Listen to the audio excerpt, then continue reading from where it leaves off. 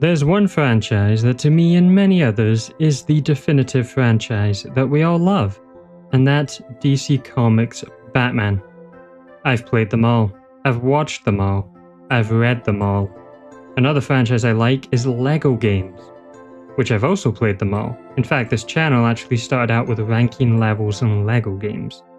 And now it's talking a lot about video game corpses and horror games, not just horror games, but mostly. An interesting ton of events for sure. Now, why am I saying all this? Well, to put it bluntly, I have what we call Batman bias. And Batman bias is strong. It can make you buy a game that everyone has warned you against, that you buy for a lot of money. Just because there's Batman in it, then watches it destroys everything you love about DC Comics, but we aren't here to talk about what must not be named. We will never talk about that again. You know, in a way, we're the real Justice League. We're here to talk about Lego Batman 4, or Lego Batman Legacy of the Dark Knight by its government name. I'm just going to refer to it as Lego Batman Legacy because it's too long of a title. In this critique, we will go over every single thing possible about this game. From its story, to its gameplay, to open world Gotham, to collectibles, to side missions, to unlockables, to pros, to cons, to some of the weirdest decisions ever made in a video game, all with a nice slice of nitpicking and extreme Batman bias for what essentially is a game targeted for kids. It's actually for all ages. But it's for kids. You're afraid of a little video game? However, I don't think that means it's above or below criticism. And if you do think that, you're gonna hate this video, and me probably by association. But for the people who don't hate me, if you enjoy this video at any time, you can to support me. Like the video, hype it to help it grow, that's a new thing. Subscribe for more, and comment below. A huge thank you before we begin to all my YouTube members and Patreons who help keep the channel going. Where does one start with this game? Well, we start where every Batman fan starts. And this is an unspoken rule of all Batman connoisseurs. When we play a Batman game that has access to an open world Gotham City, there is one thing we all do. It's one thing we all think, and it's subconsciously ingrained into our brains, especially if you're a fan of Rocksteady's Batman Arkham trilogy, in which most mentally stable people are. We all go and see what Arkham Asylum looks like in the game, to compare it to the masterpiece of location video game design that is Rocksteady's Arkham Island. So for those who've played the game, can you tell what one of my biggest cons is going to be? Let's set the stage. After progressing in the story to unlock the island that has Arkham Asylum connected to it, we first drive through the haunted dark forest with otherworldly green lighting already nailing it, and of course it's a twisty road. It has to be. Arkham is so great because it's hell on earth on the city that's hell on earth, and it's looking just like the intro to Batman Arkham Asylum. But then we get to the gate, the famous Arkham Asylum gate, and a big red warning sign appears saying, "Leaving playable area, turn around." But we can see in the distance a large looking Arkham Asylum. And grappling up, it has the large watchtowers with spotlights. And when you go into photo mode, you can see there's a massive building over there. It's a very unique looking Arkham, very square shaped. So I think, okay, there's an Arkham chapter. I will come back here post game. And I do. And I go back up to the gate, and same thing is said.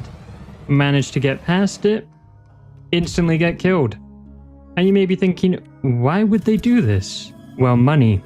Arkham Asylum is locked behind a damn DLC to play as Joker and Harley. The most iconic place in Gotham City. And you can't explore it in the open world. A literal death invisible wall that kills you if you're poor. Somebody get these beggars out of here! And this game is costing the same as GTA 6 Default Edition to get that DLC. There's a cool Easter egg though, with the ectoplasm outside of the road. If you stand on it and go into photo mode, there's Gentleman Ghost chilling with an Arkham sign. So not a great start, but this game is a mixture of greatness, disappointment, and greatness again. It's truly the most fascinating game. We can't just stand on ectoplasm Easter eggs forever. We have to punch people. And thankfully, the combat system is pretty damn good. Combat is just ripped straight from Arkham. A fantastic decision, and what I want for all LEGO games to take. The Arkham combat, because it's the best combat. If you don't know what Arkham combat is, essentially you start your attack or you punch, then you build up your combo. Your character gets faster, and after each punch you can then change direction. Your character will kind of fly over to them or flip, or jumping punch, kind of like Markiplier's. But if you delay your button press and punch more in a rhythm than just, button mashing, you will perform critical strikes, doing more damage and building up the combo meter faster. And LEGO Batman actually has a surprisingly great amount of enemy variety. All main story villains have their own set of goons. Now, where LEGO Batman expands from the Arkham games is in the mobility. You can jump and do a jumping attack or jump into a new enemy. An unlock for all is you will jump over an enemy and then you can grab onto the enemy as many times as you want, slam them into the ground and keep the combo going. Or very fun but kind of pointless, is also jumping over an enemy. You can choose to launch yourself into the air from that enemy to reposition. I don't think you ever really need to do this, but it is fun. But like all things in LEGO Batman Legacy of the Dark Knight, when it does something amazing, there's something truly shockingly dumb to counter it. Truly, one of the most inconsistent quality games ever created, that and FF7 Rebirth. But there's going to be a rule for this video, and we're going to call it what we need, but not what we deserve. Meaning, if something is good, then there must be something bad to counter it, and vice versa. And that sums up the whole game. This is due to it not just being free-flow combat, but also including stealth combat. You have the usual stuff, sneak up behind enemies to do an instant takedown, hit batarangs to lure enemies, and also environmental hazards to activate, and alarms that will call in reinforcements if you are seen. And yeah, it's fine, you just have no reason to ever do it in the entire game. I started off trying to stealth to challenge myself. It looks cool the first time you do it, but even in the so-called stealth sections, there's no downside to failing it. And I think this is a problem with accessibility versus just dumbing down a game to appeal to a wider audience. A balance games that are targeted at all ages tends to normally fail at. They want anyone to be able to play these games and have zero stress and zero moments of actual struggle where you'd need to learn how to progress. Which is the totally wrong mindset. I think there's something about overcoming a challenge, even if it's easy. No matter what level of skill a player has. If there's a fail state for stealth, like for example, you take more damage from the guns or even a restart on a small limited section, then even if a more experienced gamer just breezes through that, if someone new or younger player struggles with that then overcomes it, it gives them a rewarding feeling. And this is what all the 3D platformers and games I played as a kid had. But unfortunately, the most consequence in this game will just be more enemies, which is funner. So it's not really a consequence. And this game actually did try to add consequences with a harder limited lives difficulty, which excited me before the game came out. Unfortunately, it's just not hard enough, and this is something that is confusing to me, because if you have a hard difficulty, the most challenging in the game, just make it super challenging. That appeals to a widespread audience more than just it's slightly difficult. At the end of the day, it's just another confusing decision to me. Most people who don't want a challenge will just play it on another difficulty. It would have been so unique to have a brutally tough LEGO game. And I'm not even a person who's like, oh, I need this game to be insanely difficult, it borders on unfair. It would have been a very ambitious and different, and like I said, more wide audience appealing option. As the references to Batman lore here, some of them are so deep cut that you have to be a Batman mega fan, and even then many will just fly past you. That doesn't mean you have to make this game have mature themes, but you're adding a harder difficulty, make sure it's hard. So stealth is ultimately pointless and you can do it if you really want to, but the melee combat is just infinitely better. And here's another example. Let's take a look at one of Catwoman's missions in a warehouse. And this area has roaming guards, flashlights, alarms, and lots of environmental stuff to take enemies out with. It's very much set up to be a stealth arena. Now I could go around taking them off silently, avoiding the alarms, or I could just do this.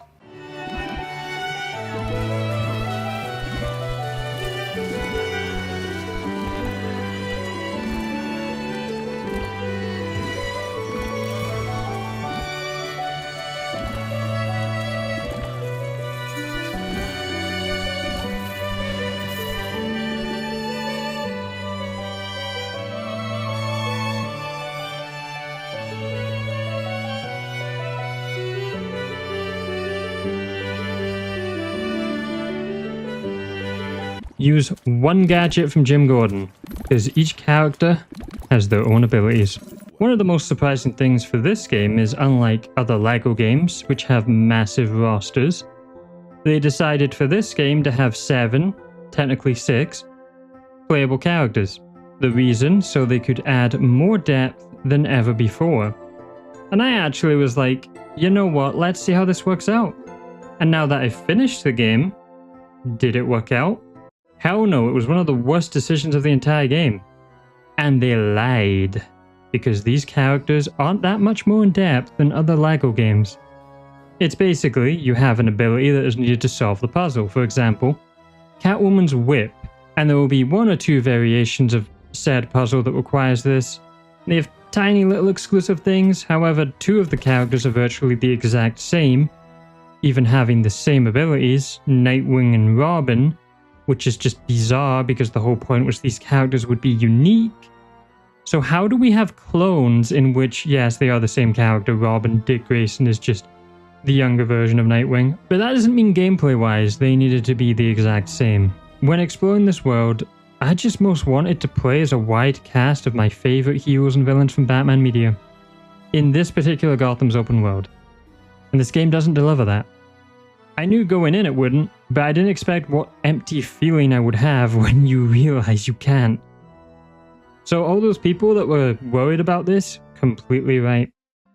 And that's because LEGO games' arguably greatest quality was always the large character roster. It's something to work towards, to unlock, to get excited seeing if your favourite made it in. Or how they look, or how they play. It's actually one of the aspects the Batman Arkham games can't achieve. Hardly any other game apart from like Smash Brothers or fighting games can achieve this. Being able to play so many characters and famous villains, kill 'em off, Clayface, Two-Face, all the faces, Penguin, Mr. Freeze, Poison Ivy, Scarecrow, the classics, but no. I hope they never try this again. And we just go back to the LEGO character roster. And they make them in depth, because there's no reason they can't. Let's just be honest here, we're in 2026. You can make every character, like, unique. And I talked about this for Skywalker Saga years ago, in which years later I had some weird rando make an angry rant about that was actually longer than my old critique video. It was like an hour long. That's not even a joke, by the way, that actually happened. I just opened my notifications to find someone treating my LEGO Star Wars video critique like a threat to national security. Years after, we'd all moved on. Anyway, my point was right and I'm still correct. Skywalker Saga had the opposite problem, as it had so many characters, but the gameplay was just so far removed from LEGO games. And LEGO Batman improves on that. But now, once again, they've tried removing itself from its own LEGO identity in ways, and this isn't the first way it does it. We will talk about that later on. However, let's discuss about each character individually, starting with the best. But this game is also stupidly called LEGO Batman Legacy of the Dark Knight. Get that away from me, it's LEGO Catwoman Legacy of the Brick Baddie. Catwoman does everything in this game. She has the coolest moves, the best costumes, and the story, she's literally the hero. Catwoman's gameplay abilities have her infamous whip doing just that to enemies. Eventually you get an upgrade that will let you whip people like Beyblades, and you can probably see this is a lot of fun.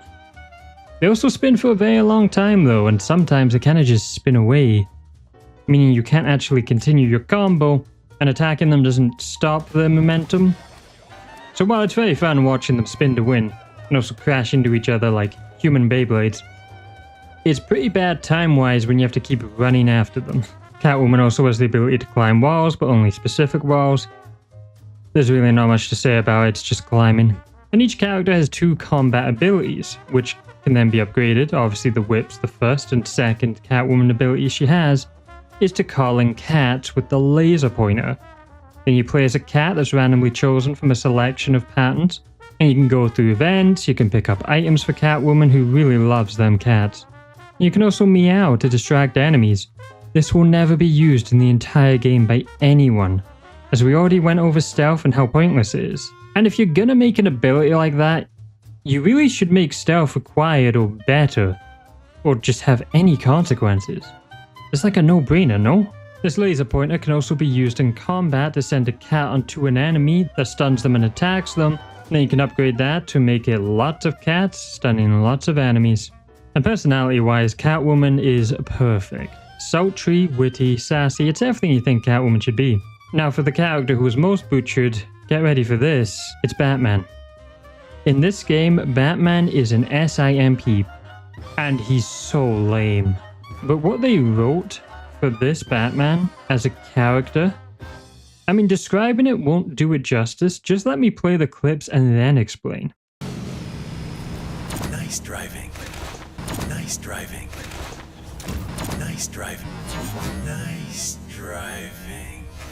Even a wife's loving husband wouldn't say that. They really made Batman into Superman's personality and then just took all the humor from him and had him act like he's posting on r/nice guys. Why doesn't the lady in the catsuit like me back? I complimented her driving. Gameplay though, that's a different story. He plays as you expect him to. Batman's best ability is to grapple Robin/Nightwing, then hold him, and there's a fun game you can play here where you wait for a passing car and then you chuck him off the edge, trying to time it where he hits the car or splats against the wall. And it can also be used against goons if you want, either grabbing them to then throw them into each other or a drag throw with the bat claw. His other ability is obviously his batarangs, and you throw them and they stun enemies, allowing you to do multiple hits.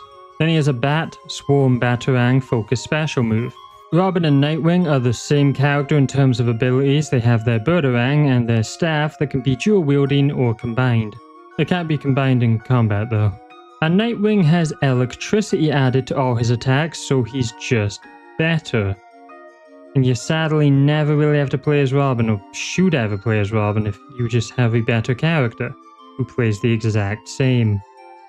Less characters and one as a clone is crazy. Then we have Talia, a bit of a weird one.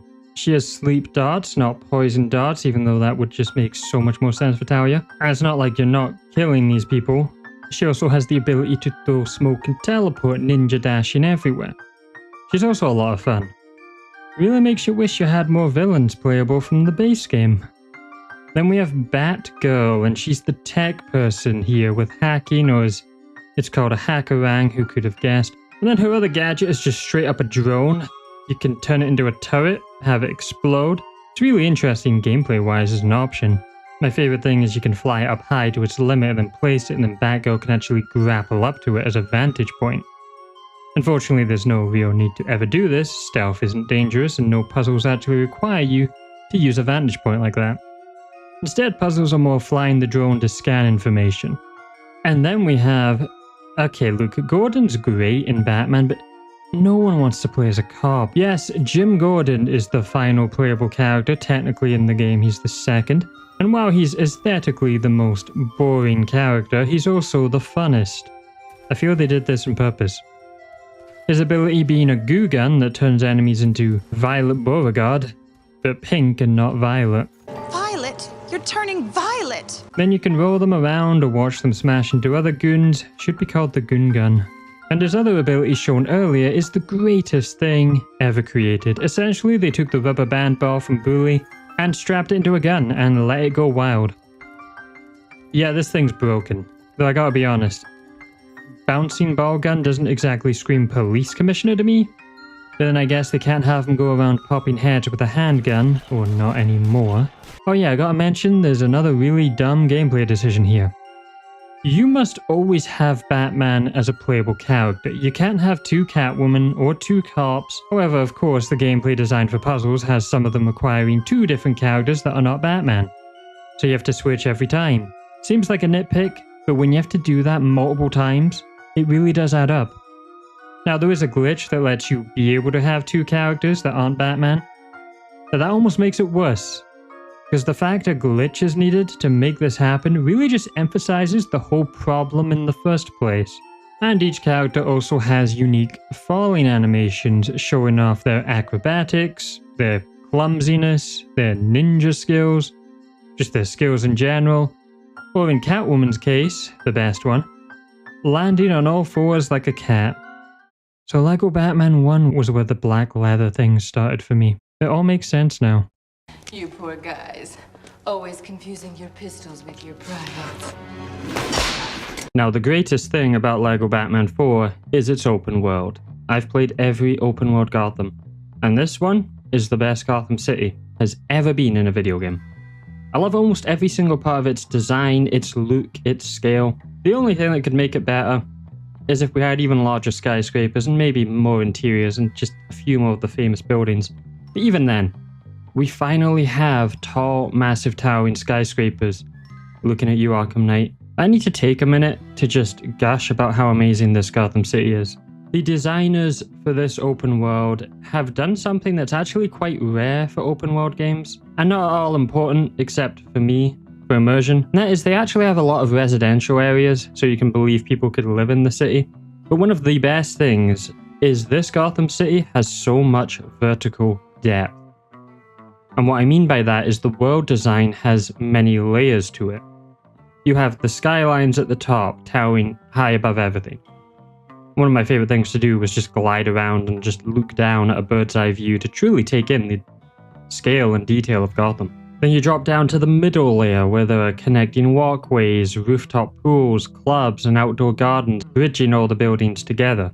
Then moving down further, you have the actual street level with all the different shops, stores, roads packed with vehicles, and all the civilians walking around. But for some areas, it doesn't just stop at the ground, because below that we have what could be dump sites or active construction work or abandoned buildings.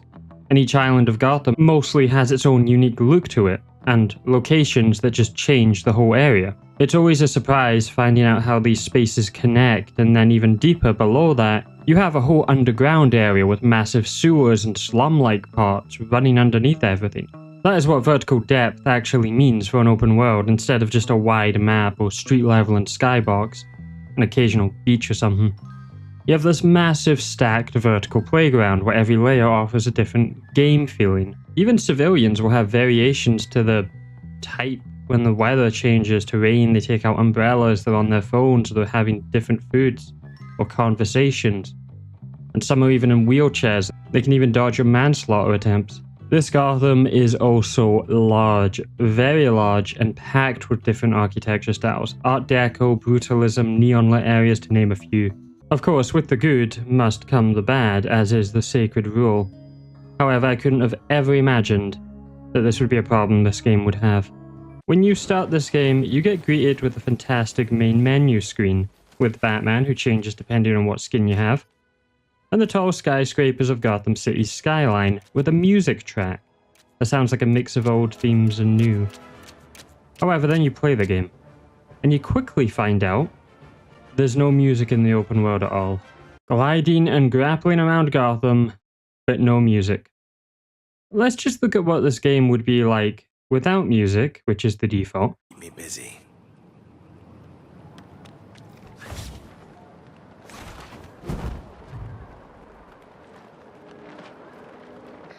Get a chance? Drop by. New stuff just here. And then, if we add music, Keep me busy.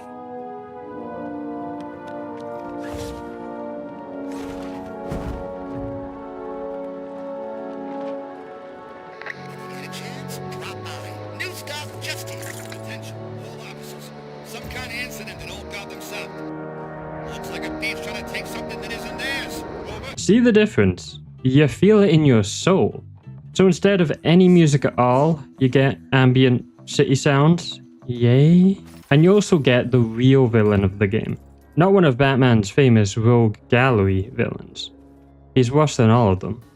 And once again, describing it won't do it justice, so take a look at this, and you'll know exactly what I'm talking about. Attention, all officers.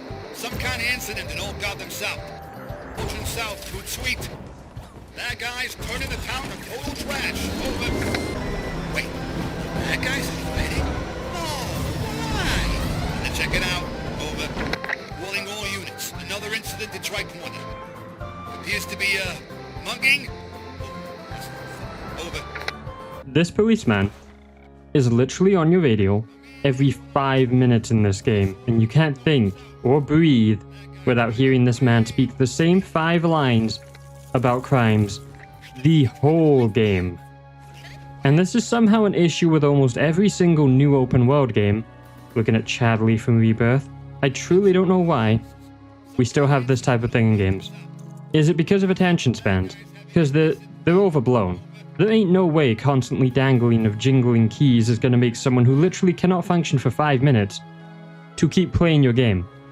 Now we get to the part of the video where I go through explaining every single part and island of Gotham City. Why? Because I'm stupid, and I really love looking at all the little details in fictional video game levels. I mean, someone spent time modeling them for what 80% of players will never notice. So this is for them and my curiosity, and anyone who enjoys looking at virtual cities, and this took a while. So let's start at the very edge of the map, and the first island, smallest yet still took 1 hour of recording, Tri-Corner Island. Starting in a Gotham dock area with shipping containers and very industrial buildings. I don't know what these towering structures are called, I could look it up, but I don't know, you can tell me in the comments.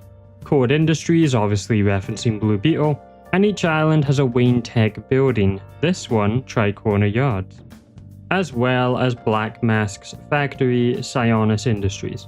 This is definitely the gloomiest part of the game, lots of metalwork buildings and junkyards and a lot of abandoned buildings. The designers seem to have structured each island in terms of wealth, this one being a lot lower class looking. There's a nice small shopping area, though I feel like a tourism person saying this. It feels more like a small village than a massive city. And it's also the smallest island by far in the whole game.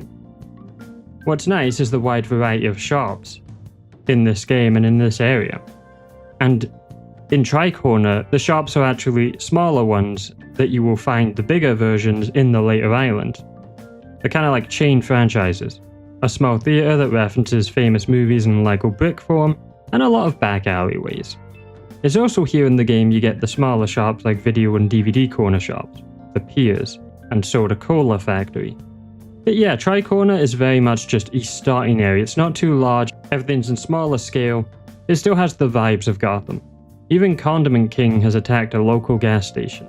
And obviously this place has all the fish-themed restaurants. And each part of Gotham is connected by trains that go all throughout the city. You can only really ride onto them, not in them. The main standout building of this island is the Iceberg Lounge, though it's still run by Falcone and Falcone Fishery. And a big cue ball building. You don't get to go inside, and I wish you did. There's also a lot of tiny hotels and motels. It's very much the outskirts of a city. It does also have the GCPD building that has the bat signal on it though. And oddly has a long old road that you can't drive on normally. It was never completed, and it just goes into apartment buildings. But I found a way up. And yeah, I don't know why I expected it was a road that led nowhere. Then next we have South Island with Old Gotham South. Instantly when getting across the bridge, you can see the scale difference.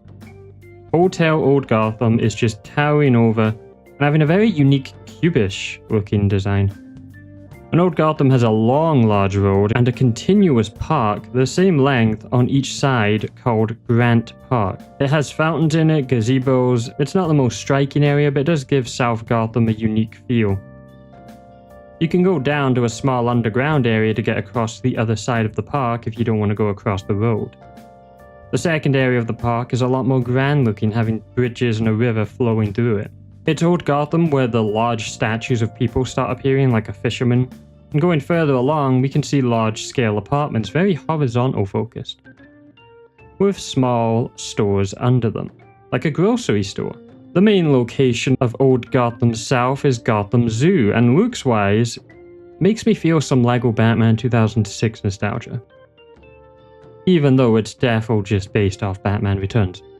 It has its own little botanical garden area, and all the animals are missing as it's a side quest. The main standout here is Arctic World, spelt wrong, which is a level in the game. Sadly, because of this, that means there's not much interiors in the city, being restricted to levels if they ever want to use this Gotham again. I think that's what the focus should be of an open world, to truly bring it to the next level. Let us enter these awesome looking buildings.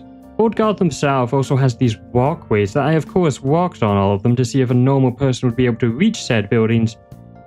And no, they just kind of lead to rooftops in which you'd have to like jump up a bit of a building. I mean, it makes sense, it wasn't designed that way, you're meant to be gliding and grappling. Old Gotham North is probably the place that looks most how you would imagine Gotham. A lot of buildings here are very Tim Burton-like.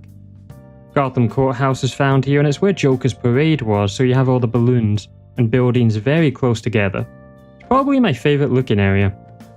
It also has the largest Wayne Enterprise building with the monorail, but what makes this absolutely my favourite island in the open world is in the lore of Batman, in comics and everything, Gotham is actually built upon older buried infrastructure. And they fully embrace that here, letting you go underground and finding these old buildings along a sewer system. It's such a stunning looking area. Just seeing these old buildings buried here, wedged into the concrete, a hidden village. It's very Scottish, like Mary Queen's clothes. And it's also Wonder City adjacent from Arkham. Being the Tim Burton area, we also have Shrek's department store, with that awesome sign that I associate with Catwoman, obviously, because it is just a big cat, but the store mascot with the cat head, it's just peak. There's also a costume store that has the Lego Mad Hatter hat in black, a colourless witch hat that was used for Scarecrow minifigures, and a bunny headpiece used for characters like March Harriet. Also, there's a robot busking with a crowd. It's just on the street. Then we have a slice of this island called Gotham, Old Gotham West. It's pretty much just a vertical strip. It has a Broadway area with a lot of theatres and the Stacked Deck. And the Stacked Deck is the bar and pool hall in one of the best Batman the Animated Series episodes, and you also got a Zatanna advertisement for her magic show, as well as just so many more apartments. The Cauldron is just an awesome name in itself, another very industrial part of Gotham. Actually, it's the most industrial part of Gotham, where you will find all the large factories and junkyards, and bus stations. It's where all the trains end up. Of course, the whole place is basically just made for the massive Ace chemicals with towering funnels emitting poison fumes. And Ace Chemicals is very much arguably the second most iconic place to have in a Gotham, I think.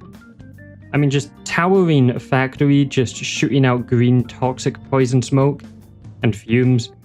It's very dark fantasy. The next island is clearly the rich part of Gotham, with the tallest skyscrapers, the most bougie shops, and the most beautiful area in the game, Robinson Park, a massive in-scale area with glowing lights on trees and plants. This place truly just looks magical. And it's the biggest botanical gardens area. Gliding around here is just so much fun. We have the Hippodrome with the Flying Graysons, and the Batman and Robin Gotham Observatory with its massive telescope. It's also the place you can get the best look at the outside of Arkham. Then Newtown is exactly what it says on the tin, the newest, most modern part of Gotham, all the biggest stores here and the Gotham Museum, and the Gotham Opera House, and a large theatre as well, they separated them. For some reason the donut chain has the biggest store, probably because of the cops. This place is just basically the Times Square of Gotham. Not as detailed as the previous areas though, no lower areas or anything. I do enjoy the massive TV screen though that shows the villains and news reports with just the constant rain being in the weather report. They also really went crazy with the power plant in this game. I actually thought this was Blackgate when I first saw it, or even Arkham, which we can't explore. And I hope that DLC lets us explore the outside, because that's the biggest missed potential of the century if not. Then the final island is East End Amusement Mile, and it looks like you'd think. It's just kind of a combination of all the other islands in a smallish area, just having the cathedral and just more apartments. I mean, it looks great, and East End is one of the iconic areas of Gotham to me. It has the hospital as well, but it's very much just more of the same, and it's really just for Amusement Mile that it's here. And Amusement Mile looks great, but it's kind of disappointing, especially compared to LEGO Batman 2's. The roller coaster was really fun though. The biggest issue actually is something LEGO Batman 2 had and was kind of famous for. is currently the only Lego Batman game where you can just drive from the Batcave through the road, through the forest, into Gotham seamlessly. And looking at this map, it's really weird they didn't do that here, on the software in which it's more possible than it ever should have been before. I feel like that's the first thing that should have been decided. I mean, I would sacrifice East End as a location for it. So yeah, amazing open world with, once again, just some very odd decisions. Now, what's an open world if you have nothing to do in it? And traversal here is gliding, grappling, and driving. Driving only consists of character vehicles, such as Batmobiles, and you can go really fast in these games and you kind of just slam into everything. Grappling and gliding are taken from the Arkham games, but not exactly, which I've never understood. Gotham Knights did the exact same thing. They took features from the Arkham games, but then they went, for the gliding? No, we can't take that. But Gotham Knights did it horribly and this game does it really well, but not as good. And that's because Batman Arkham's gliding is perfect. You dive bomb to gain momentum and soar up. Instead, in this, you just glide, but you have a really fast boost, which is pretty awesome. But you can't gain that momentum unless you're over air vents or gusts of wind. You can also dodge while gliding, a feature used once in the campaign, or maybe it was never used. Again though, just take the Arkham gliding. I don't get it. You can very easily reach the top of the skybox anyway. In fact, one of the upgrades lets you focus boost and go flying up into the sky. It's awesome. And each character actually has their own variation and animation of this. I love little details like this. Then the open world is filled with what all open world games are filled with, checklists. I kind of hope an open world game will evolve past this design at some point, but a lot of people really do like checklists, so I guess I'll be waiting a while. This consists of the zoo animals, you sneak up on them and place a tracker. Wanted posters, find notes flying around, then go arrest the person after discovering their identity. Random crimes, which have quite a lot of variety honestly. A Waylon Jones Killer Croc side mission. Really expected this game to have a lot more villain side missions. It doesn't. Finding chests, money, or Wayne Tech upgrades to upgrade your skills and passives. Batcave trophies that once again finding them all lets you put them in your Batcave. And yeah, that's another part of the game, customizing your Batcave. You go into the Batmite stores and you purchase skins or your furniture for your Batcave, and it's kind of like Animal Crossing. You can decorate your Batcave and then customize it. It also has all your costumes and vehicles. It looks awesome, it's the best Batcave yet, honestly. But like Animal Crossing, all this does is you have a little animation that plays when you interact with it. And yeah, I never really cared for this stuff. If you liked doing it in Animal Crossing, you'll like doing it in this game. I just wish they made them even more interactable, like the Batman arcade machine. Maybe include one level of Lego Batman in it, or you could probably fit the whole game in it. Or just a new minigame. Because that's all you really spend your studs on here. Costumes, but when you run out of buyable costumes, you just buy random furniture. I get the idea, I just don't really care for it. I'm not gonna knock it though, I'm sure some people do. Who's my favorite sidekick?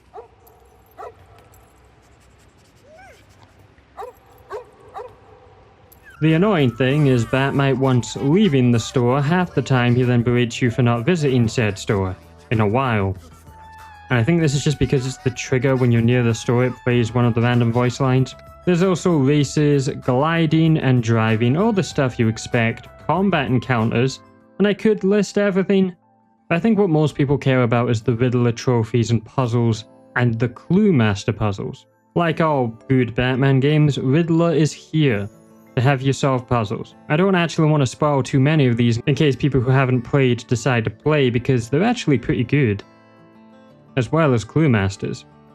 Sadly, he's not as the Batman 2004 design, that's the peak one. But all his stuff is also fun, most of them just requiring character abilities. Then you do enough and you unlock Clue Master and Riddler puzzle rooms. Clue Masters being a robot that you have to guide by finding directions. These are some cool interior designs and strangely has the creepiest music track in the game in these rooms, despite it not being a scary situation. Then Riddler puzzles, I mean they should have called him Mirror Master because all his puzzles are mirror puzzles. I enjoy them, don't get me wrong, but they really found one puzzle they liked involving mirrors and just went ham with it. And if you don't like those mirror puzzles, tough luck, that's all you're going to be doing. The final puzzle room being Clue Master and the Riddler working together, and that was cool. And also really tricky, and we aren't going to talk about how long it took me to solve it. The last open world activity I want to talk about is the best one, Catwoman's Falcone Fortune. In this, you're doing heists, entering apartments, solving puzzles. I mean, it's a Lego game, everything is puzzles. However, in these are sometimes actual riddles, in which there wasn't any riddles in the Riddlers, but in the Catwoman-focused ones that are. These books and the paintings all have patterns. That can't be an accident. Okay. The main thing you will care about in this game, though, is the costumes for your characters and the vehicles for your characters. And well, I like a lot of the costumes. But of course, and this is really nitpicking, and I'm gonna sound like an ungrateful git, but there isn't enough. What I mean by that is Batman has a lot of costumes, but he's missing some really iconic ones. A lot of them are movie costumes, and you have the Arkham ones, apart from Cities, and the NES one, that's a really good one. And you have some comic book ones and TV ones, but like I said, it's not enough. There's a great selection here, but for example, there's no Lego Batman 2 skin or 3 skin. And I know some will say, but it's too similar to Batman Prime, and to that I say all these costumes are just 3 variations of cows and prints. Looking similar wasn't a problem here. It's just more unlockables you could have for doing the checklist. But honestly, my biggest annoyance is how the Batman 2004 TV show skins aren't here. It's criminal. They are some of the most unique designs, the most underrated Batman TV show, and they aren't given any representation. And then that brings me to the other issue, which is Batmobiles, and Batmobiles aren't actually tied or paired with skins. There's less cars even though you have the skins for them. Like the Arkham Asylum Batmobile isn't here. We have the Arkham Knight one and the Arkham Asylum skin, but we only have the Arkham Knight Batmobile, not the unique looking Arkham Asylum Batmobile. And that's weird to me because I'm not a game designer or developer. But all these cars just play the same. I don't get why they didn't add them in. The second issue though is that Batman has all the skins. The others get shafted here, but they should all be the same as the others. I know it's called Lego Batman, but once again, if you limit the playable characters, I think you should have done this equally for the limited small playable characters we have. Surely, we should get more skins and vehicles because we have less characters. That's kind of inexcusable. Some barely even have more than 3 vehicles, and that's not even defendable. You cannot limit our characters and give us a clone character and then not give us vehicles for that character. There's something really odd about that. So while I'm happy with the costumes in general, and for Batman, why there's no Lego Batman 1 Catwoman skin, but we have Lego Batman 2006 Batman, Robin, and Nightwing? And on that note, where's Gordon and Batgirl? Why does this game have rules for me, but not for thee inconsistency? If you have all these playable characters, and you have a Lego Batman 2006 line that has all these characters in it, then you surely should have a skin for each character in that set, but they don't. I truly don't get it. And I swear, if it's going to be DLC, oh my god. Trust me, I do like this game a lot, but this next thing needs to be course corrected immediately in the next LEGO game. First off, red bricks and levels aren't fun extras anymore. They're now just color swaps that you apply to skins. And they also add an effect to your glide. However, I have never seen such ugly color combinations to anything. It's impressively horrific looking colors. Pastel looking crap. It's awful. There's like 1 or 2 okay ones, but default is just better like 90% of the time. And to lose the funny mustaches or cheats is... No, what are we doing? But what are we doing? Because, oh man, I'm just gonna say it. If you haven't played the game, and you've played other LEGO games, there's no free play. If you find all the red bricks in the level, which you can do your first time, you never have to go back in that level again. There is no other character unique puzzles in the level for a character you weren't able to play in story. And that is just indescribable how stupid an idea it was to remove the core identity of a LEGO game. You aren't going to compete with other 3D action games. If you remove your character roster and also free play, which makes the level a unique feature of LEGO games, then why are we making a LEGO game? You've just taken away what people most know LEGO games for. Being able to go back into the levels as characters you've unlocked and find puzzles and new things you couldn't do before. If that's gone, then we're losing what makes a LEGO game. And I could rant about that for hours, but I think keeping it short is more effective. Just never again should free play be removed.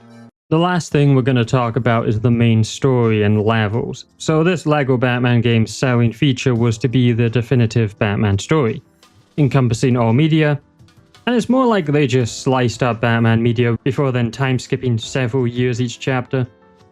And it also mainly takes from the Batman movies while sometimes having comic book influence or video game influence, but mainly it's the Batman movies, which is what LEGO Batman 1 did, but it did it better. Because, and I've explained this in a really old video, but don't watch it, I sound bad. Poor mic quality, what can you do? But summed up, LEGO Batman 1 tricks you into being a Batman fan, or prepares you to being a Batman fan before you've actually even watched the movies, because it's all the villains and music from the movies, but instead they use that as a template to make their own unique, arguably one of the best, Batman interpretations of characters and world. Each level is based on a movie, but only if you know the movie. Here, they've pretty much taken parts of the movie and spliced it together with other movies or other media. It's not bad, it's just not as creative, strangely. And that's shocking to me because LEGO Batman 2 was its own story and LEGO Batman 3 was its own story. And so was LEGO Batman 1 even if it was based on movies. And even then it had characters that weren't even in movies like Man-Bat and Killer Ma. So to go back to just doing the movies, it feels like a step back in not a good way. We already had the nostalgia for that franchise, apart from Nolan's, already covered in a 2006 video game. By the way, that's what they decided to do. The first level in LEGO Batman Legacy actually has us playing as Bruce Wayne and Thomas Wayne in the beautiful gardens of Wayne Manor. Shame we won't explore this in the open world, but it's really funny because it's basically just showing how amazing Bruce Wayne's life was. I love my mom and dad.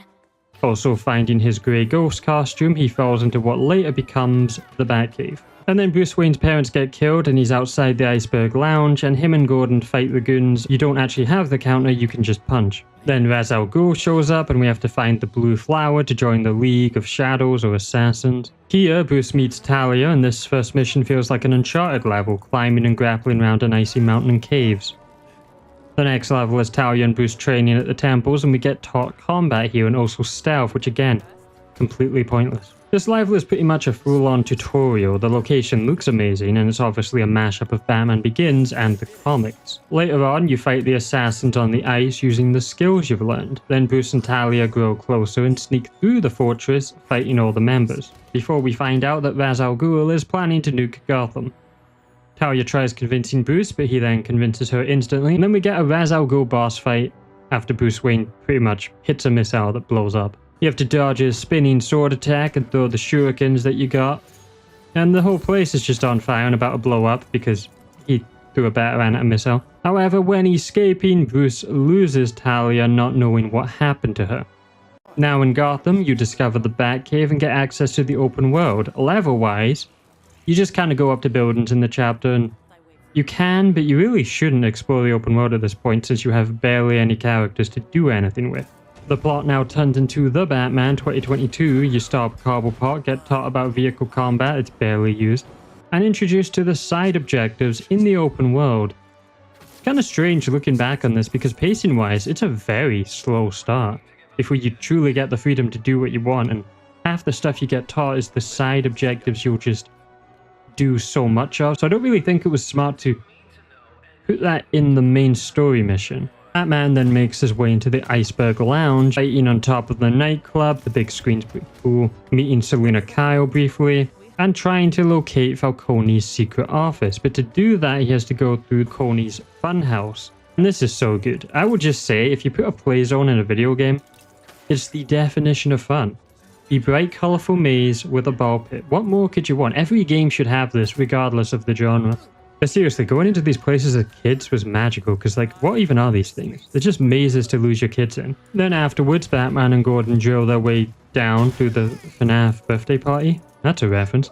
Before having to do an Adam West Bat Dance QuickTime event minigame to fool the bouncers. Gordon just mogs Batman here. Then in Falcone's office is the Red Hood gang. They chase after Falcone back through the Iceberg Lounge, before Selena Kyle trips him up with a cat, letting Batman and Gordon capture him. Harvey Dent takes credit for the capture, and that's the Batman Begins the Batman portion of the game. That actually surprised me, because the Batman is the new, well, it was new at the time, it's been so long, Batman movie media. But that's its only representation in the story. The next level sequence has us going to Wayne Tech to identify a poison or toxin, then going to Ace Chemicals, one of the best locations. Lots of enemies around here to take out, and this level had the most Arkham game feel to it, despite not being an Arkham game at all. Very Sionis Steel Mill vibes. Then inside Ace Chemicals was platforming and even more combat, and Batman is definitely killing people here. This level ending with a Red Hood boss fight and chase as he fires rockets at you. Like the temple, the whole Ace Chemicals just starts exploding, leading to hazards and platforming, and a very cinematic gliding section. This leads to Batman being unable to save Red Hood. He falls into the toxic waste and becomes the Joker.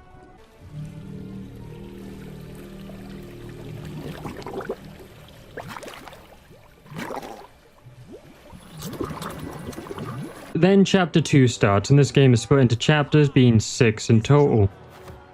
Chapter 2 is very Tim Burton focused. Joker attacks Oswald Cobblepot's mayor campaign speech, and Harvey Dent gets his face hit by so many things, none of them being acid. I can't lie, it's actually some great humor, especially the screams when the ambulance door closes, and his face getting dragged across the road.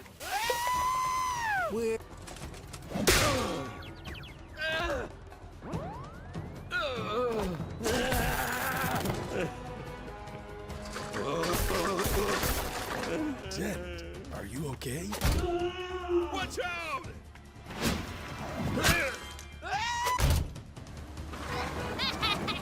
We can't let them get away.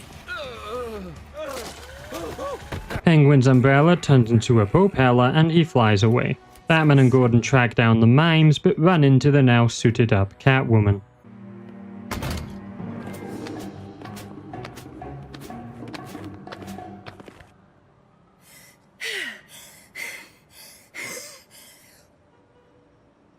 Meow. Hey! Aren't you mimes meant to be silent? I'm not with them. And I'm guessing neither are you.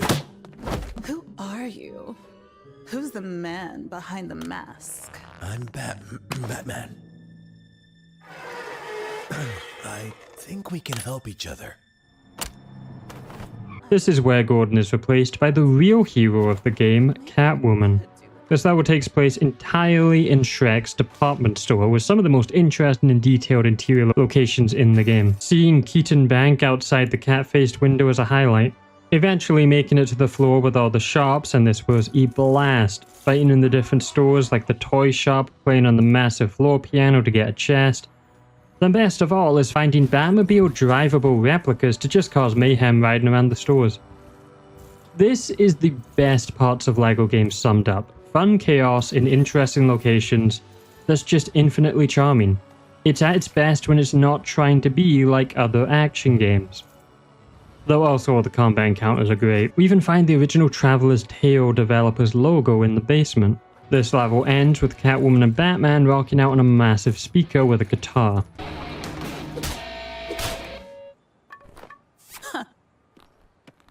Was that really necessary? Liven up, Batty. We have a date at the zoo. The zoo?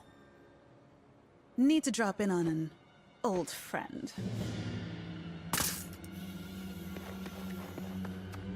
The next level follows up on that amazing one with Gotham Zoo. LEGO Batman games and zoo levels are just always a win. And Arctic World does not disappoint, using Catwoman's unique wall climbing ability. But also this area in general, I think, uses the two-player abilities the best of any. Catwoman and Batman do just have the most out of any character. Also in this level is the Five Nights at Freddy's animatronics as polar bears, and that's not even a joke. I just loved the aesthetic of this level. A highlight being the water room with the plug where you need to drain it and raise the water up. Interestingly, there's skeletal remains in cages killed by Penguin drowned here, which is dark for this game, especially when other forms of death or the act gets censored a lot. They even managed to make a part of this level feel like the museum from Arkham City with Antarctic Explorer exhibits behind glass. There's also the very smart robot penguin Meredith.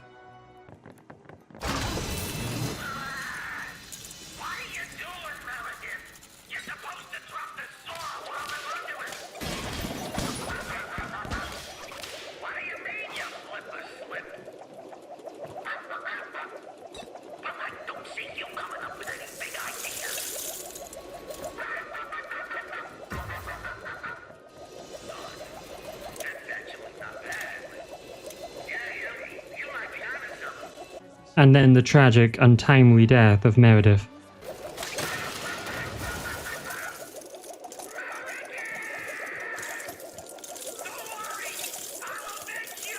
Batman proceeds to show why he's so lame in this game. Look at us, the cat and the bat.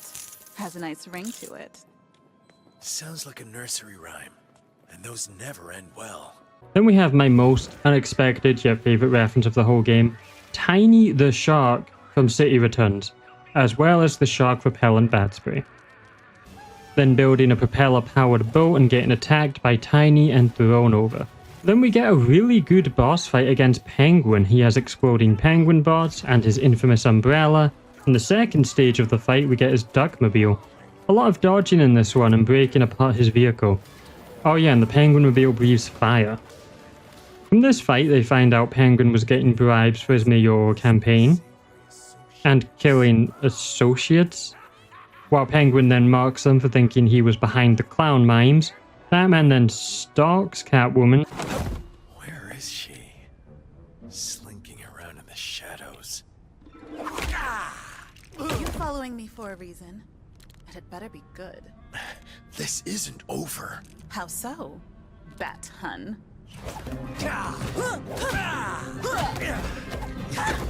The Penguin's card. It's printed over another image. Why, so it is. A pair of jokers. Winner takes all. Well, whoever planted these has still got your money. Ugh, don't remind me. Where are they from? Huh. They don't match up. I've just realized something. So have I. There must be more cards. Let's go find the other cards. Work out where they're from. So since we did the Batman Returns section of the game, the next part is Batman 1989. Oh yeah, I never mentioned, Catwoman also has safe cracking into her abilities. Her and Batman really just got everything while the others didn't. While trying to find the Joker, Condiment King attacks the GCPD officers, so we take a detour to fight him. Like, I love stuff like this, but when the rest of the game doesn't have the side stuff of fighting villains, Condiment King over, I don't know, Clayface, or better yet, both of them, is weird. His fight is pretty fun though, dodging ketchup and mustard, which act like Gordon's goo gun. This next clue then leads Batman and Catwoman to the art gallery that plays Prince music, so that's copyright hell. The Joker paints over all the paintings like in the movie, and for fun of course, the paintings and the objects are references. In fact, this level, if you don't look at the references, is actually pretty short. But this is a good time to talk about what's working in this game, and for me, after the pretty slow start, it's these Catwoman and Batman missions, because they've been amazing, and among my favourite LEGO game levels. And that's not just because it's Batman and Catwoman and Batcat, though a part of it is. To me though, it's more that we are getting to go to so many locations, and the locations or buildings have all been interesting and unique, and good in length. It's a very long chapter. Just in general, if the game had just been consistently like this, and had a story that wasn't so stuck to following the movies or advancing through Batman's career, I think it would have been better. Still, including the Bat family, but just better pacing. Also, keyboard cat, when you walk across the keyboard as one of the cats, that's cute. The best reference of all is the LEGO Star Wars mini kit in a museum. That's how old that game is. Then we find out what's in the art gallery, and it's Joker's creepy TV message from the '89 movie. With the mannequins who in the movie were cardboard cutouts of models Joker killed with his Smilex gas. So that's a very messed up reference. You can call me Joker.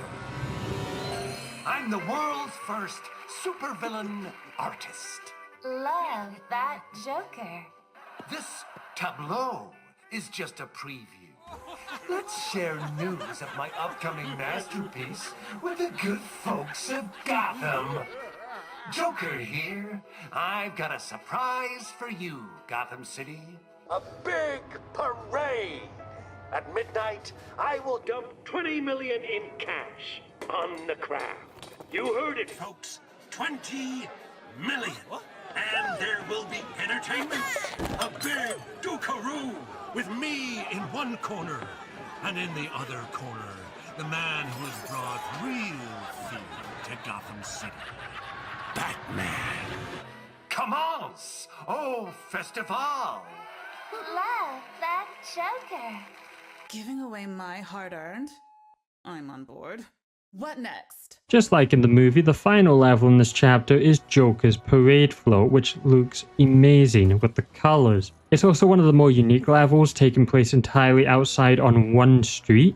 The objective being to stop each parade float, which has a different theme. What's really cool is you can grapple up to the apartments on the sides, and Catwoman can cut the glass with her claws in a circle to enter some of the apartments, and find the red bricks or chests or Batcave trophy parts. Each parade not only has a different theme, but also a different puzzle to get to the top, all really just using Catwoman's abilities. Joker then tries to escape and blows up his clown balloon, which has gas in it. Batman and Catwoman make their own float shaped like a bat, which gets blown up instantly. Then a quick time event. It feels like they could have used that gliding dodge ability we never used to avoid the missiles. No boss fight versus Joker, which is disappointing, when it's the final part of the chapter as well. And we got a really great penguin boss fight, but from the result of this cutscene, Joker falls a bit into cake so he doesn't die, and he gets scarred, becoming Heath Ledger's Joker.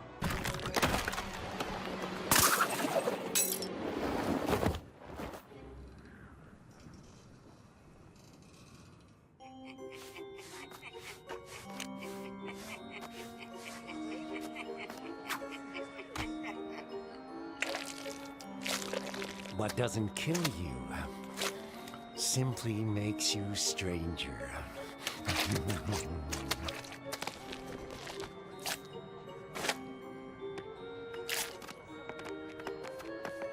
Batman continues to brag about being rich while not letting Catwoman take free flying money. I have my own income stream, and that is not yours. But we have so much in common. Cat, bat, and all that. I work alone. For a loner, you've sure been spending a lot of time with me. I told you before, that goes to the police. And after that, we're done with Tim Burton's Batman stuff, which is just a shame when it's the best one. But this is why I really wish we didn't just follow the movies, since you could have a similar aesthetic and just tell your own story. But also, this game is one of my least favorite storytelling devices ever, time skips. So chapter 3 is time skip a few months presumably. There isn't really a rule, sometimes it skips even further. I do like the montages for each chapter though.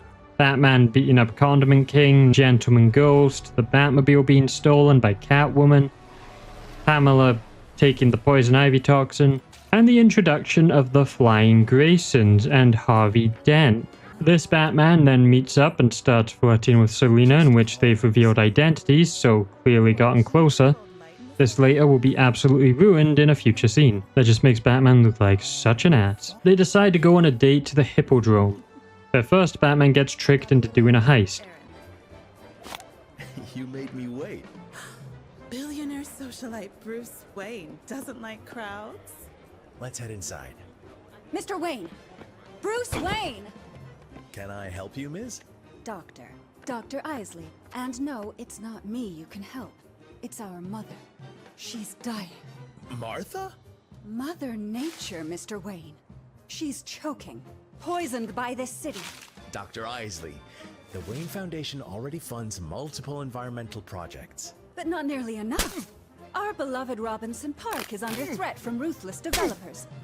I'd heard it was a crime hotspot. A very biodiverse crime hotspot. Maybe we schedule a meeting at a more appropriate time.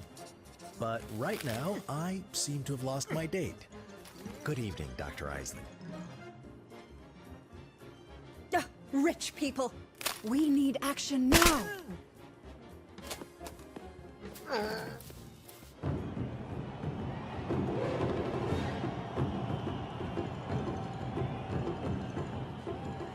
Good evening, fine citizens of Gotham. Welcome to the Haley Circus, home to the most spectacular show in all the land. What? I got bored. We will start this evening's exhilarating event with our very own resident Flying Grayson! Then they see the Flying Graysons, but Bruce Wayne is selected to help with the show. This level feels like playing Total Wipeout, and now obviously we don't play as Catwoman but instead now Robin because he takes over. Two-Face shows up and the act becomes dangerous with hazards. This level plays like a 3D platformer, though I will say I'm not a fan of how modern LEGO games have the jumps be so sticky. You can still fall off, but it's not like you have full control of your jump in the air. This part is where you start to see the main story's shortcomings, as once again, we don't get a Two-Face boss fight, and Robin's parents don't die. But unlike the last two chapters that set up the villains to appear and have presence throughout the whole chapters, we've already beaten Two-Face in his introduction, and that's him done for the whole game. Very strange when this game starts really slow.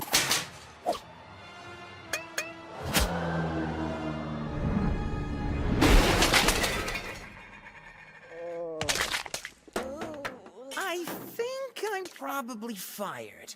Eesh, let's get you out of here. Yeah, that sounds like a good idea.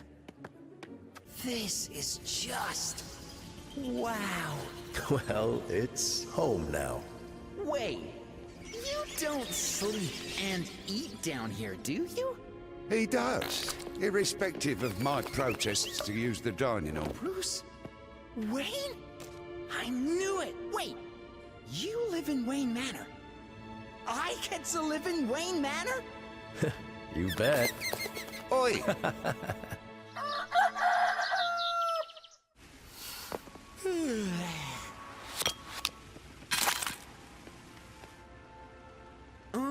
Mr. Wayne? You wanted to see me? I did, and call me Bruce. It's time to start training. Training? We get a montage and then Dick Grayson has become Robin. The next mission is Kite Man. Wow, it's like once again, Condiment King Kite Man. They're fun characters, but we're missing the classics and Two-Face didn't even get a boss fight. Like, what are we doing? This area is the power plant and it's a fun building to explore around. I just like water graphics in games. It's like my favorite thing. And for some reason, there's a lot of water here, so that makes me happy. This level is all about destroying a mutant plant by killing 3 pods. This later just becomes a side activity around the city. Turns out Poison Ivy was the one who manipulated Kite Man into doing all this, and we see Batgirl as a kid, who's already stolen a Batarang. Then we make our way over to the Botanical Gardens and we get one of the best levels in the game. Taking place inside Botanical Gardens is always a win. And this really reminds me of a Poisonous Appointment from LEGO Batman 1 as a sequel. It's fantastic. We get the new mutant plant humanoid enemies, and my favorite toxic gas and killer plants. I don't know why I love that aesthetic. Especially massive Venus flytraps. It's probably because of LEGO Batman 1. But the design of this place is so pretty. Glowing, alien-looking plants, long, expansive corridors. Then the LEGO Batman 1 vehicle gets made, and you cut down the plants with it. Before ending with the best boss fight in the game versus Poison Ivy and her Venus flytrap pet. Plant goons that get a second stage where the flower becomes a massive two-headed plant dragon, shooting poison across the area. It's just a really creative boss fight.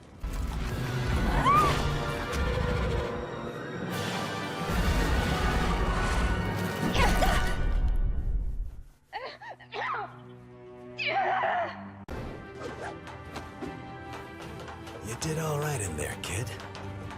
Yeah? Not perfect, but good enough. For now. Thanks, Mr. Wayne. Batman. And Robin, Yeah? I'll find another way to power the city. We then see Bane and Mr. Freeze in the shadows planning the next stage in their evil plan. The next chapter intros a remake of Batman the Animated Series and is perfect. Not the first time they've redone it in a LEGO game, but it's definitely the best. Unfortunately, the sacred rule of this game is if there's good, there must be bad to counter it, and this is where it begins to apply, slowly, then painfully. As up until this point, the story's been pretty great, honestly. A few weird stuff, but nothing major.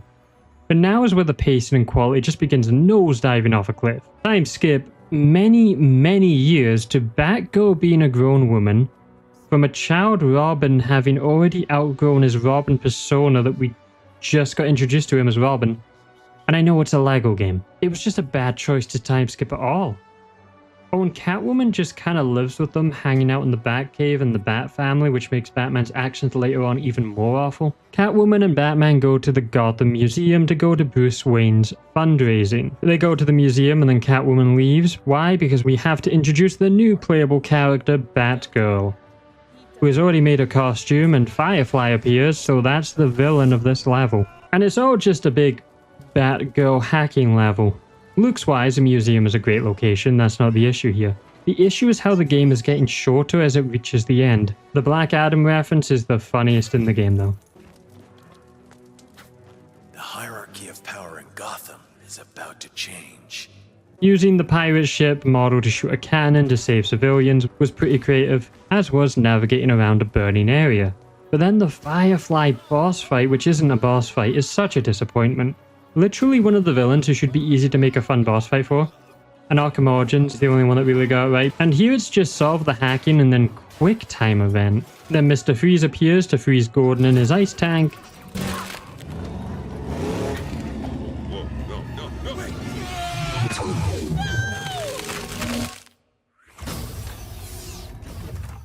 Tonight's forecast, a freeze is coming.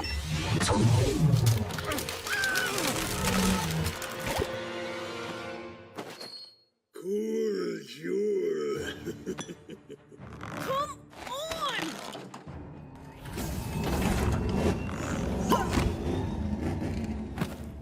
We can't just defrost him. This is some kind of deep freeze serum. It needs careful analysis. You do your analysis, but I can't let that freezing freak get away. There'll be time to figure out who that was later. But right now, we need to get Jim back to the Batcave.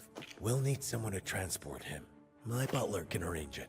Wait, the Batmobile doesn't have a trunk? Nah, ruins the lines. Besides, I don't carry any baggage. So, we're a team now, right? Then I lost the footage for this part. Recording the whole game was a lot. So cut to the observatory, in which it's just a Mr. Freeze boss fight. You really didn't miss much. No dungeon or level, it's just straight into a Mr. Freeze boss fight. Oh yeah, and Robin has become Nightwing. Mr. Freeze does have a pretty good boss fight though, getting into a massive Lex Luthor looking mech, with a lot of jumping over shockwaves and falling ice, all the typical video game stuff. If it ain't broke, don't fix it. Also shooting ice hockey pucks with a big hockey stick. You people are really starting to annoy me. Thanks for your help, but I could have handled it.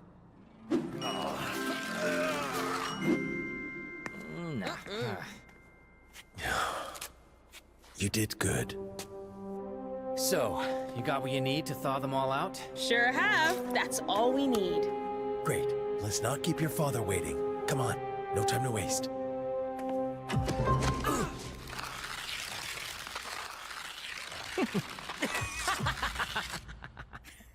Then next chapter, time skip again to Dick Grayson's birthday party with the whole Bat family. Batgirl, Lucius Fox, Bruce and Selina. But Heath Ledger's Joker is gonna rob a bank. Joker then blows up the hospital, or more, he doesn't actually destroy any of the building, he just covers it in paint.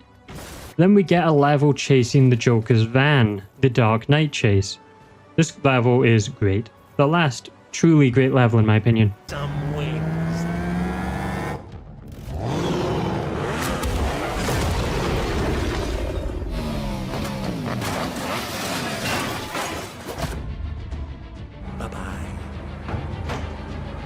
Unfortunately though, the tumbler gets blown up to save Nightwing, and that's Nightwing's section done because we need to introduce a new character who appears on a motorcycle.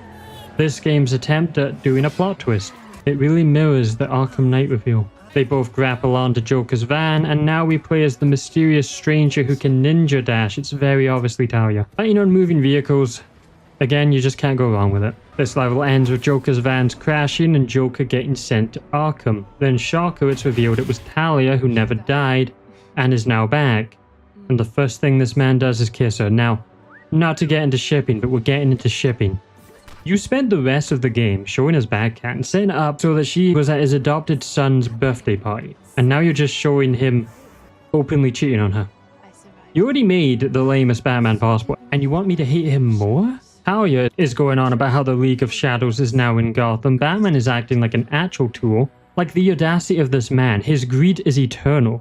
His dumb face as he gets his hand grabbed, smiling like a teen with a crush, after spending how many years in-game with Catwoman? With her being a permanent member of the Bat family. And this man forgetting his foster son, who, well, thankfully he's riding back with a truck full of lovable puppies. Best birthday ever! Then Talia and Batman go through the tunnel of love. When will this torture end? But yeah, joking aside, levels-wise, nothing really interesting here. Amusement Mile is really bland. After having such a good ball pit level, this feels like a massive miss. Then they officially enter the tunnel of love, and Batman, being a cheating ass, tries a lame-ass move. I hate this guy. This is not my Batman. But karma always gets cheers. And Talia talks to Batman about how Bane was the real mastermind behind it all. He was born out of the darkness and grew into a soulless mercenary. Even more ruthless than my father. He's a monster. Mr. Freeze, Poison Ivy, Two-Face, merely pawns. Bane has been orchestrating this chaos all along. And the chef and the person in the hot dog suit are very sus. Turns out the real hero, who doesn't cheat on people, has caught Batman and is following him around. And now we get to the Arkham game-themed level. Finally, we are getting to go inside Arkham Asylum, but only the inside. And this is also the point of no return. And that's odd because the Tunnel of Infidelity wasn't exactly an amazing level. With the bat signal in the sky and the Arkham music playing for a tiny bit, sadly. We see Batman and Talia drive up in the Batmobile, but look at that, the hero Catwoman is following behind. And then Talia finds Catwoman's whip in the Batmobile. Is this actually in a Lego game? We are seeing Batman cheat and this man feels no shame. And then the greatest character to exist, Catwoman, talks in the walkie-talkie telling the Bat family their boy might be in trouble. I can't. After how this version of Batman is acting, just let him die. You better get down here. I think our boy might be in trouble. So we enter Arkham Asylum, and it's just taken directly from Batman Arkham Asylum, even having Aaron Cash and Frank Boyles. And they make a joke about the two little Boyles, and that's the best joke in the game. Me if I was gone for too long. Zip it, clown. Oh, Frankie, you really have missed me. How's the wife and the two little Bowles? Just ignore him, Officer Bowles. Security alert detected. The Arkham Chime is such a nostalgia point throwback, and it always gets me. It wakes Batman fans up like a sleeper agent. Instead of Killer Croc, it's Solomon Grundy who walks past. Then the Arkham level takes us to the cells where tons of villains are imprisoned. Clock King, Black Mask, Condiment King, Deathstroke, Calendar Man, the mutant leader from Batman The Dark Knight Returns. That's a deep cut reference. Oh, and Egghead. All villains who could have just been in the open world. You come here to take a good look at us? Hmm? What are we to you? Some kind of rogues gallery? Then Batman and Talia interrogate Joker and we get player choice, and one of them has Batman moaning. Talia then pulls out the second funniest joke in the game, threatening to reveal Electro Joker's looks. Turns out Joker set a trap in Arkham, gee whiz, and all the villains are free. And now we fight all the villains at once in the cell block. And Killer Moth appears in really bad clothing, and Grundy is the brute enemy of this encounter. But after they beat all the villains and head to the elevator, Dr. Crane or Scarecrow douses them with gas. The fear gas though is disappointing because it's Bane. Like, I get what they were going for, scared of Bane, but I wish it was like a massive hallucination of his parents or a massive Catwoman that rips him to shreds for what he's done. It's a good boss fight, waves of enemies in an arena. It's not too complicated, but it's cool. But you know, would have been really nice having like a Scarecrow platforming level, especially in a Lego game. They then enter the elevator and it crashes down to the bottom, with Talia locking him with Bane, Karma. You're making a terrible mistake. Not as serious as yours, I fear. Mr. Wayne? Bane. Oh, you think darkness is your ally. You merely adopted the dark. I was born in it, molded by... Ah! Who put that there? I could have really hurt myself. You looked a lot shorter from over there. You fight like a younger man, with nothing held back. Admirable, but mistaken. I will take everything from you. Your precious energy device, gratefully accepted. It will serve well as the core of our Dionysium bomb. Then the city of Gotham will feel the weight of your absolute failure. I will honor our former master. And now the plot is just the Dark Knight Rises. Bane fights and breaks Batman and plans to make a bomb while blowing up the bridges before flushing him into the sewers. And that's the Arkham level. Really disappointing. The earlier levels were really long, so why are we rushing through all these areas now? One boss fight in an arena and it's done. And Arkham Asylum is like the definition of atmospheric interior perfection, and they just didn't do that all here. But to make matters worse, this trash somehow survives, thinking he's hearing his mother and father call to him, but it's not. It's the hero of the game, Catwoman, who rescues him, which, no, let this cheap garden tool die in the sewage. You're so much better than him. And that being the end of the chapter, there's no collectibles, so you'll never replay this because you can't miss anything. Unless you really want to do the boss fight again. Anyway, get ready for this because it's the final chapter now. And Gotham has just been completely taken over by Bane. We play as Nightwing and Batgirl.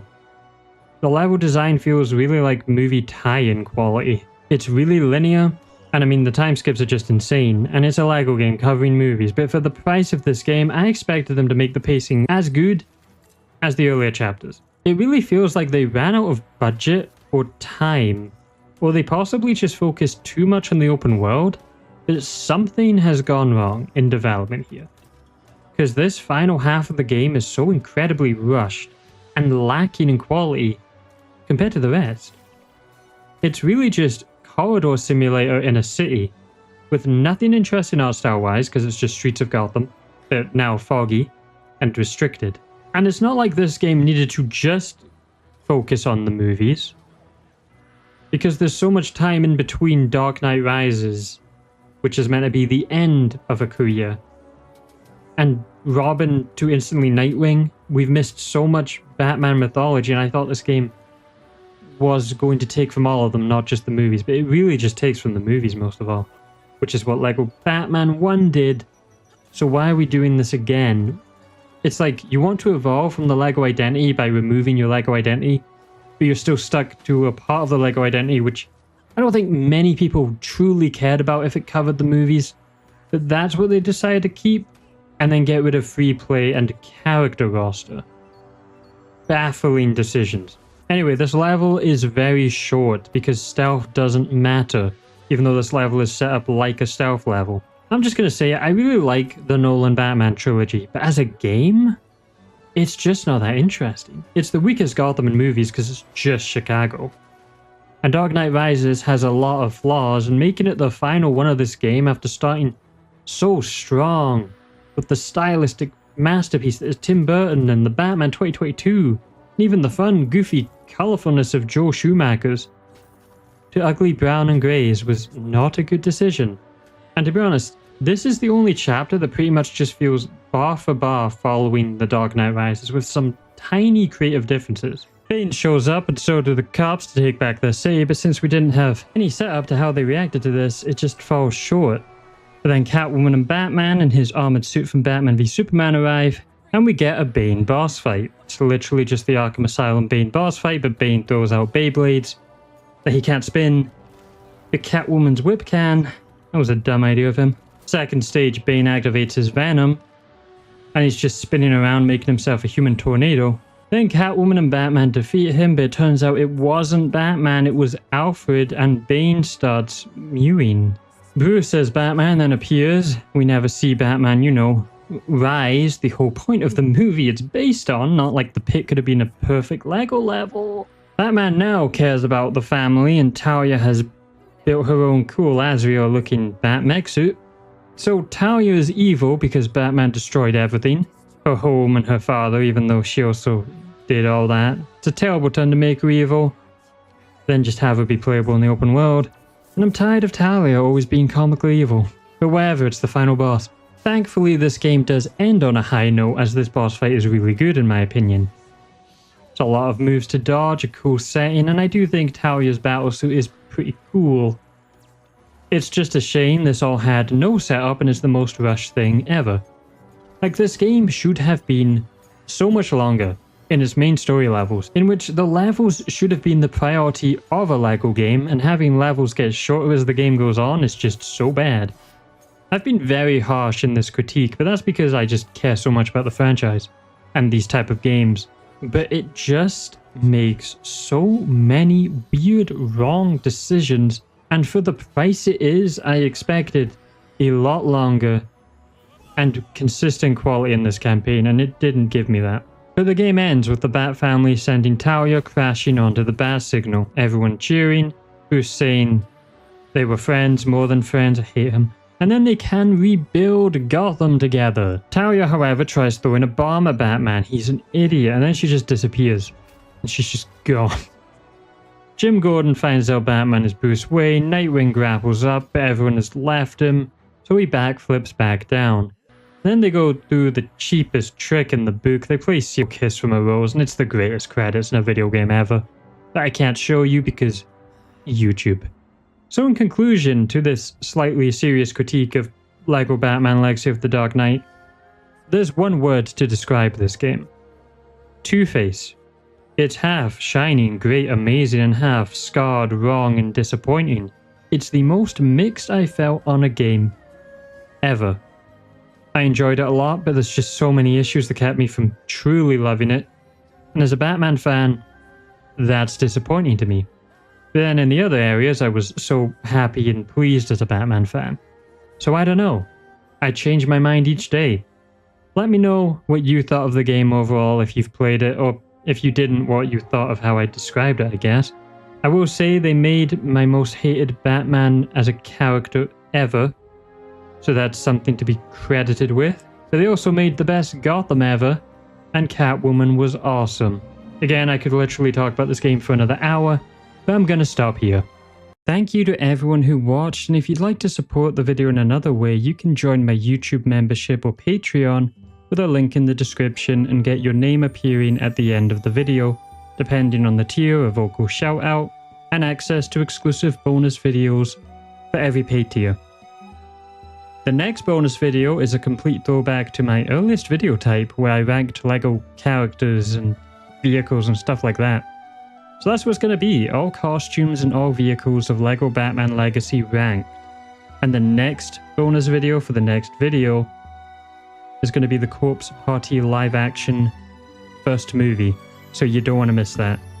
And if you want to be able to watch all them, you can check out in the description or right at the end of the video a link to the YouTube membership or Patreon. And speaking of, a vocal shout out to the horror game protagonists Monstrance Clock, Minty Nova, and Frank and Beans. Now this was very different to what I normally do, and my idea was to make these kind of critique videos so I could get content out quicker. That didn't work at all. This was a very frustrating video to make, to be honest. More so than any recent one I've done. But I'm happy I got it out. However, instead, for like quicker videos, I think I'm just going to literally do long form on smaller games, shorter ones. And that's where the next two videos are going to be, and before we get back to the really long ones, which are like Fatal Frame 2. And finally, a shout out to the hero/heroine tier, Brooke Ramage, Melanie Freen, Aiko Katsuro, B-Boy Dragon, Kasane Rose, Ale Humano, Tiso, Bakwas, Jack Xiaolong, Audris, Balabil, and Leah. As you can see, hero and heroines get a character that's randomly assigned to them relating to the video as a little bonus. This one being LEGO Batman 1 characters. Also in channel updates, you may notice the YouTube members now have a Sachiko doll beside their name. This actually changes the longer you're a member. I drew these and I'll also be making member emojis based on characters that represent my channel and me. The more members, the more emojis I can make. Now a final shout out to everyone who made it to the end of the video and has been supporting the channel. Thank you for all the support lately, and all the new members who have joined and Patreons. Leave your video suggestions below, check the community posts on YouTube for updates, subscribe if you enjoyed, like and comment below to help it be seen, and I will see you next time.